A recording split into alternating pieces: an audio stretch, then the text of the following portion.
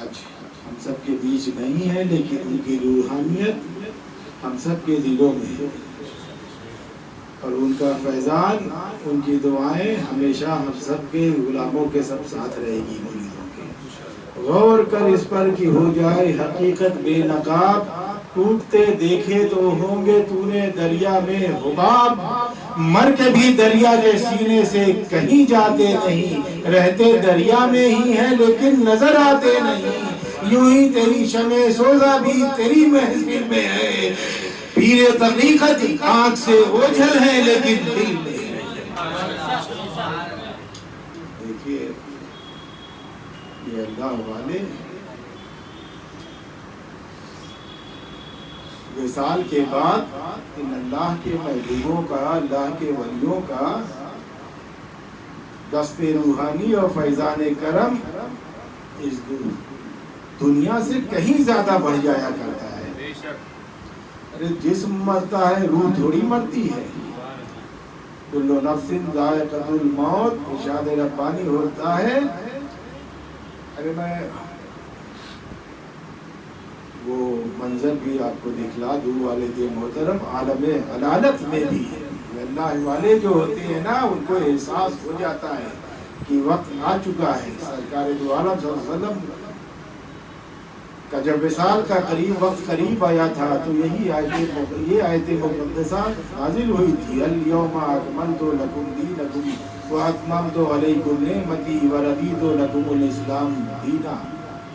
کہ آج ہم نے دین کو تمہارے لیے مکمل کر دیا اور تمام کر دیا، رحمت الہی سے شامل کر دیا اور تمام کر دیا۔ صحابہ بہت مسرور ہوئے تھے کہ آج دین اسلام کی تکمیل ہوئی ہے، آیت مبارکہ اتری ہے۔ صدیق اکبر کی آنکھیں اشکبار ہو گئی، رونے لگی۔ تب صحابہ نے کہا صدیق اکبر آج تو خوشی کا دن ہے، دین اسلام مکمل ہو چکا ہے، رحمت الہی سے شامل ہو چکا ہے، آیت مقدسہ اتری ہے، آپ رو کیوں رہے ہیں؟ حضرت صدیق اکبر رضی اللہ تعالیٰ عنہ نے ارشاد فرمایا ہے کہ معلوم ہوتا ہے کہ اب ہمارے نبی صلی اللہ علیہ وسلم اب ہماری ظاہری نگاہوں سے پوشیدہ ہونے والے ہیں اور جدا ہونے والے ہیں۔ آخری وقت کا منظر جو والد محترم نے اسی قبرے میں بیان کیا سرکار کے وصال کا، یہ تھا، اپنی لڑکھڑاتی ہوئی زبان سے یہ کہہ رہے تھے، یہی آیت مقدسہ آپ نے تلاوت کی تھی اس روز میں، کل نفس ذائقۃ الموت، اور فرمایا دانش بھی میرے بازو میں کھڑے تھے، کہا ہاں کل نفس ذائقۃ الموت پڑھا ہے پیر صاحب نے، اور کیا فرما رہے ہیں، تقریر کیا کر رہے ہیں، کہنا کیا چاہ رہے ہیں وہ میں سمجھ نہیں پا رہا ہوں، تو ہم نے کہا تم سن لو۔ 2-3 منٹ تک پیر طریقت نے والد محترم نے بیان فرمایا، اس کے بعد میں ان کو ادھر باہر لے آیا، ہال میں ان کو بتایا کہ حضرت نے یہ آیت مقدسہ تلاوت کی، اس کے بعد فرما رہے تھے کہ جب حضور سید عالم صلی اللہ علیہ وسلم کا وصال ہو گیا، پردہ کر چکے ظاہری نگاہوں سے سارے جانثاروں کے سامنے، اور سب کو جب معلوم ہوا اہل مدینہ کو کہ نبی وصال کر چکے ہیں، تو اس وقت حضرت فاروق اعظم عالم جلال میں آ گئے اور تلوار میان سے نکال دیا اور فرمایا اے لوگوں، میرے نبی صلی اللہ علیہ وسلم آرام فرمائے، اگر کوئی یہ کہے گا کہ نبی کا وصال ہو گیا تو میں اس تلوار سے اس کی گردن اڑا دوں گا، میرے نبی آرام فرمائے۔ حضرت فاروق اعظم کی اس گرجدار آواز کو جب حضرت صدیق اکبر نے سنا تو بڑھ کر آگے آئے اور قرآن عظیم کی یہ آیت مقدسہ تلاوت کی، کل نفس ذائقۃ الموت، اور نفس کو موت کا مزہ چکھنا ہے، یہ آپ نے بیان کیا۔ اس کے بعد حالات بس وقت آ چکا تھا، اللہ کی طرف سے اشارہ یہی کافی ہے، صاحب ولایت تھے، سرکار کا آخری وقت وصال فرما دیا، بیان کر دیا ہے۔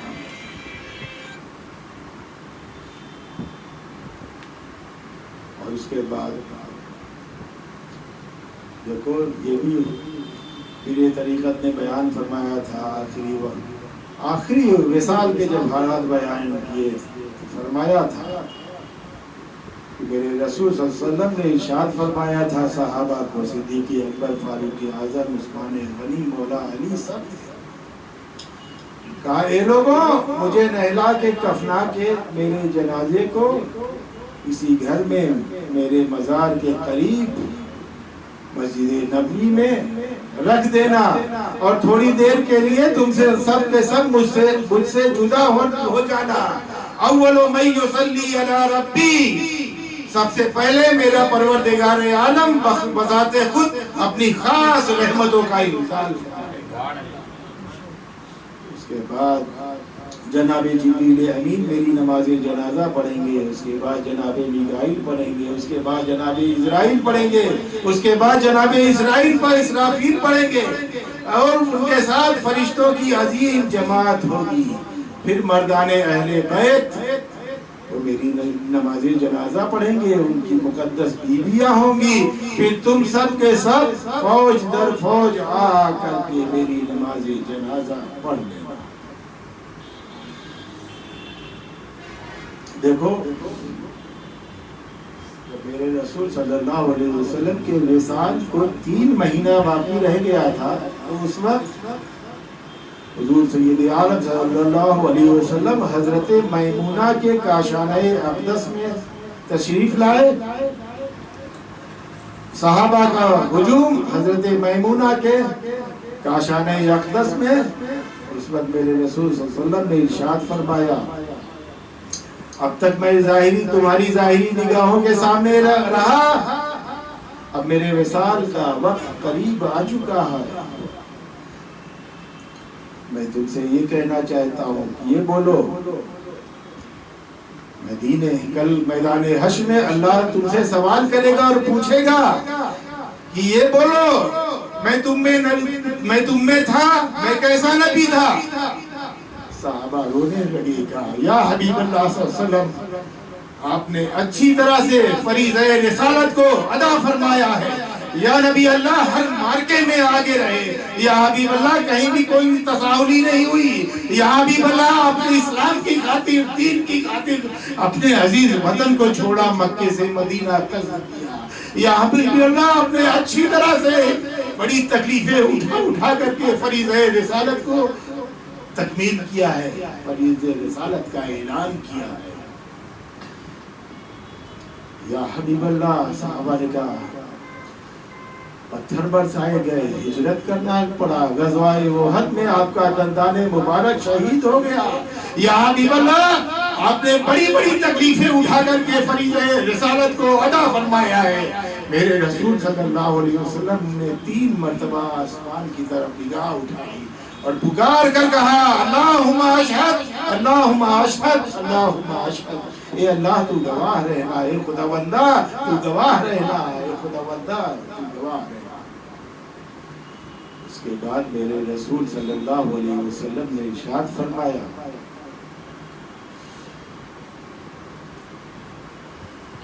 کہ میرے جانثاروں اپنے فرائض اور واجبات کا خیال کرنا، کسی کو ناحق نہ ستانا، یتیموں کے مال پر قبضہ نہ کرنا،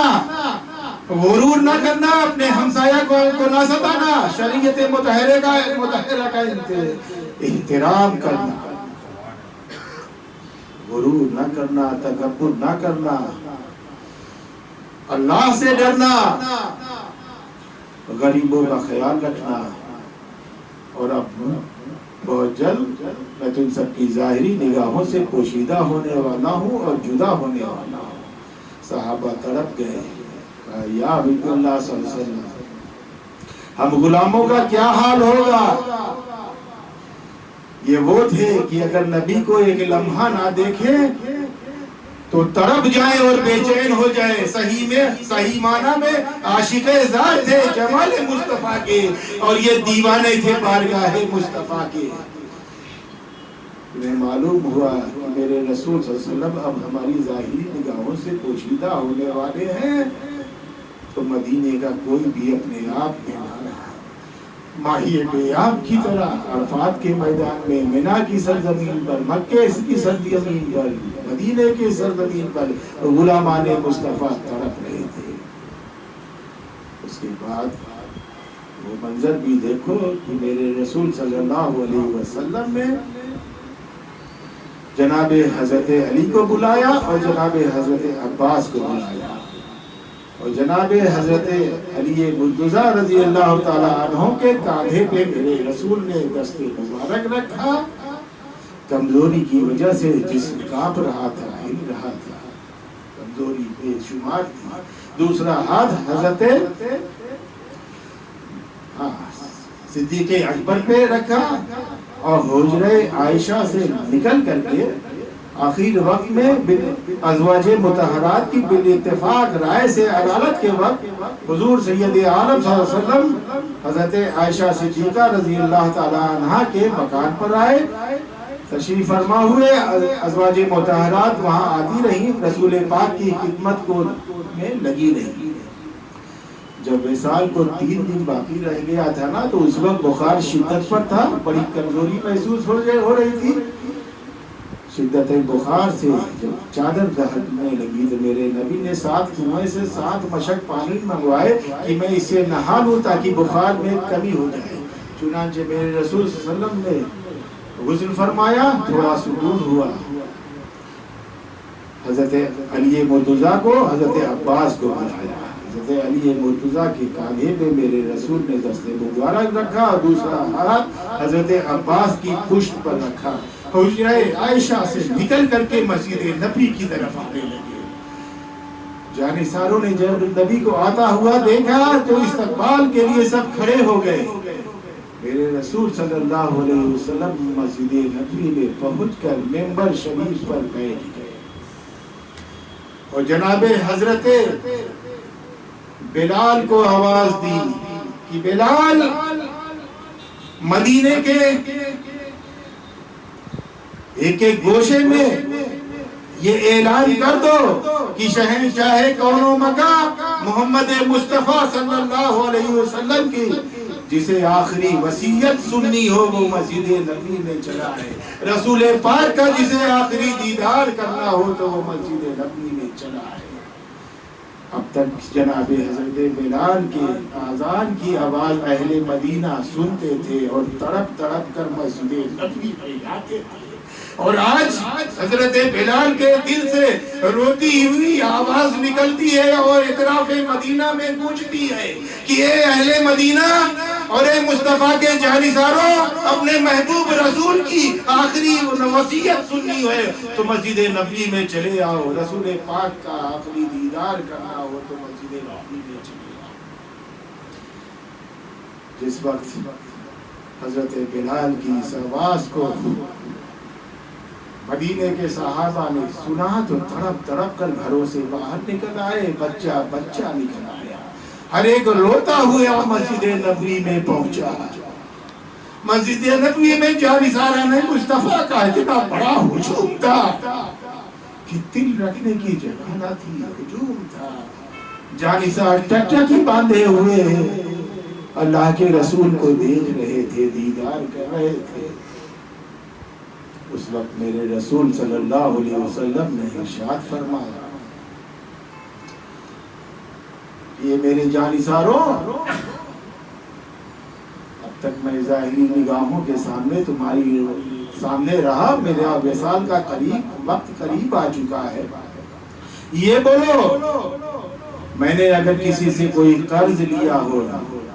کچھ پیسے لیے ہو تو وہ آج مانگ لے، میں دینے کے لیے بیٹھا ہوں۔ سارے مجمع میں سناٹا چھایا رہا، کوئی کچھ بول نہ رہا تھا کہ اتنے میں ایک صحابی کھڑے ہوئے، انہوں نے عرض کیا، یا حبیب اللہ صلی اللہ علیہ وسلم، آپ نے مجھ سے 3 درہم لیے تھے۔ میرے رسول صلی اللہ علیہ وسلم نے مسکرا کر پوچھا، کس لیے لیا تھا؟ ان صحابی نے کہا، یا حبیب اللہ صلی اللہ علیہ وسلم، آپ نے مجھ سے لے کر کے ایک سائل کو دیا تھا، میرے نبی نے انہیں دعائیں دی، اور اٹھے پھر ہم واپس آئے. اس کے بعد ارشاد فرمایا رسول پاک نے کہ اور بھی کسی کا کوئی مطالبہ ہے، رسول سے کچھ لینا ہو کسی کو تو آج وہ لے لے. سارے مجمع میں سناٹا چھایا رہا، کوئی کچھ بول نہ رہا تھا. تو اس وقت میرے نبی صلی اللہ علیہ وسلم نے ارشاد فرمایا کہ اگر رسول نے کسی کو کوئی تکلیف دی ہو، میرے ہاتھ ناحق کسی کے اوپر پڑ گئے ہوں اور اسے چوٹ آ گئی ہو تو وہ آج کہہ دے اور اس کے بدلہ دینے کے لیے میں تیار ہوں. میرے نبی نے جب یہ فرمایا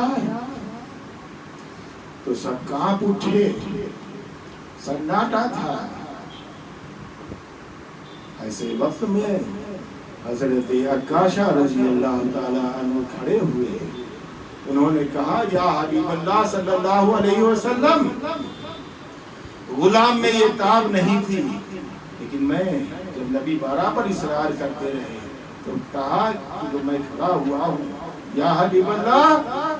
جب آپ غزوہ تبوک کو جا رہے تھے تو یا حبیب اللہ آپ نے ایک کوڑا اپنی اونٹنی پر مارا تھا. وہ کوڑا بجائے اونٹنی کے بازو میں چل رہا تھا، میری پیٹھ پر پڑ گیا. لیکن یا حبیب اللہ پہ کسی کا قصاص اور بدلہ نہیں چاہتا. میرے پیغمبر سید عالم صلی اللہ علیہ وسلم نے جب سنا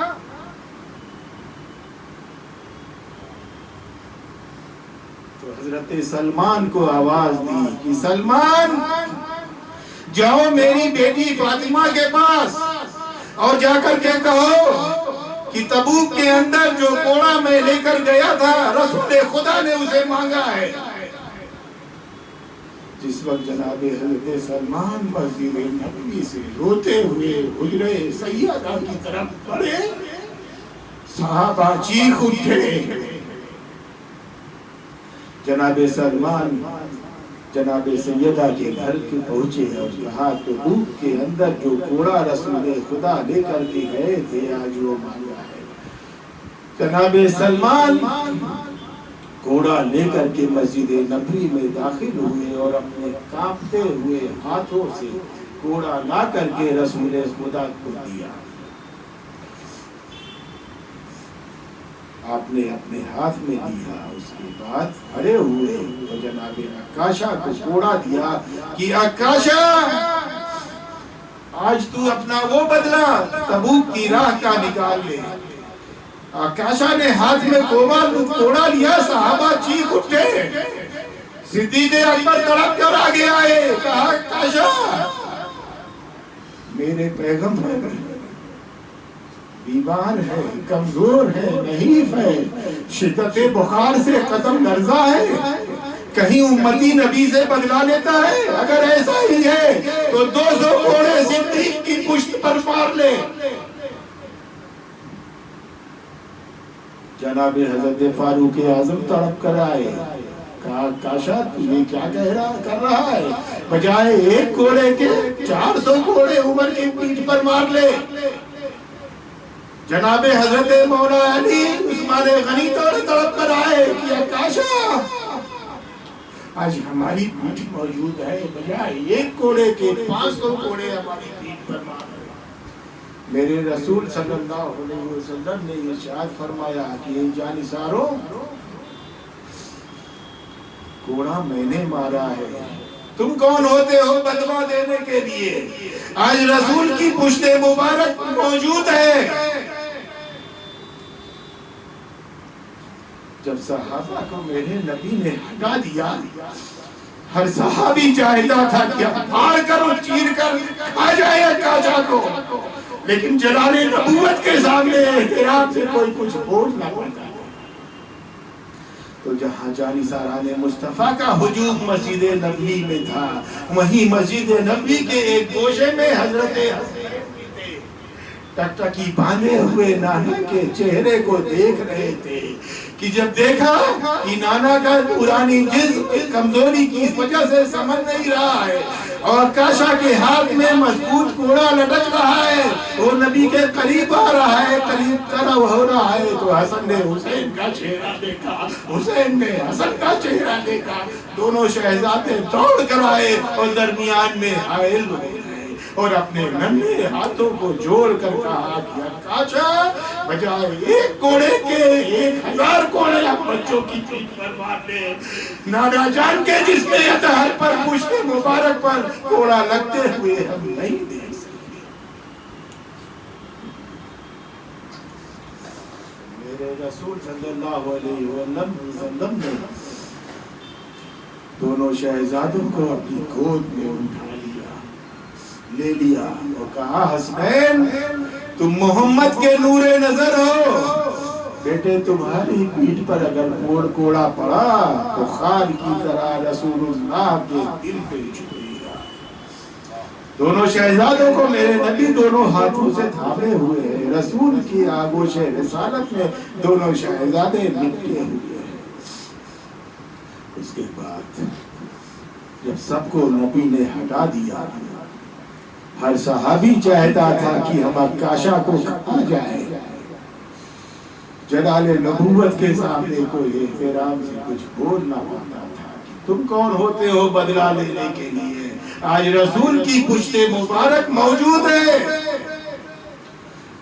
اس کے بعد میرے رسول صلی اللہ علیہ وسلم نے جب سب کو ہٹا دیا تو کہا کاشا میرا وقت قریب آ رہا ہے، میرا وقت قریب آ چکا ہے، تو اپنا بدلہ میری حیات ظاہر میں ہی لے لے۔ کاشا کے ہاتھ میں کوڑا لٹک رہا تھا اس وقت، جناب کاشا نے کہا یا حبیب اللہ، غلام میں یہ تاب نہیں تھی آپ کے اصرار پر کھڑا ہو گیا۔ ایک بات اور عرض کرنی ہے کہ جب آپ کا گھوڑا میری پشت پر پڑا تھا تو اس وقت میری پشت برہنہ تھی، کپڑا اٹھا ہوا تھا۔ میرے نبی نے جب سنا تو کہا کاشا میں اپنے دامن رسالت کو اوپر اٹھا رہا ہوں، تو اسی عالم میں مجھے مار لے۔ میرے نبی نے جو ہی دامن رسالت کو اونچ پر اٹھایا ہے تو جناب کاشا دیوانہ رسول اللہ کے چکر لگایا اور کوڑا پھینک کر ایک مرتبہ تڑپ کے پشت رسالت کے قریب آئے کر کے مہر نبوت کو چوم دیا اور ہاتھ جوڑ کر کہا یا حبیب اللہ صلی اللہ علیہ وسلم یہ میں نے جذبہ محبت میں کیا ہے، یا حبیب اللہ آپ کا کوئی کوڑا میری پشت پہ نہیں پڑا تھا، لیکن محبت کی پکار میری تھی کہ یا حبیب اللہ آخر وقت میں مہر نبوت کو آنکھوں سے لگا دوں اور چھوڑ لو، اس لیے کہ یا حبیب اللہ اب تو آپ رخصت ہونے والے ہیں اور پوشیدہ ہونے والے۔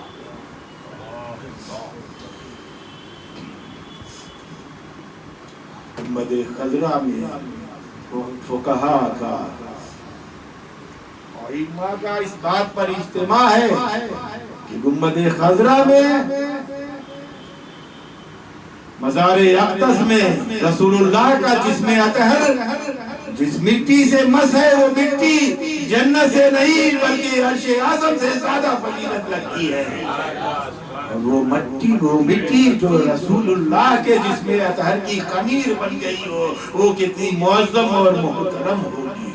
غور کر اس پر کی ہو جائے حقیقت بے نقاب، ٹوٹتے دیکھے تو ہوں گے تو نے دریا میں حباب، مر کے بھی دریا کے سینے سے کہیں جاتے نہیں، رہتے دریا میں ہی ہے لیکن نظر آتے نہیں، یوں ہی تیری شمع سوزا بھی تیری محفل میں ہے، مصطفیٰ آنکھ سے ہو جلے لیکن وآخر دعوانا الحمدللہ۔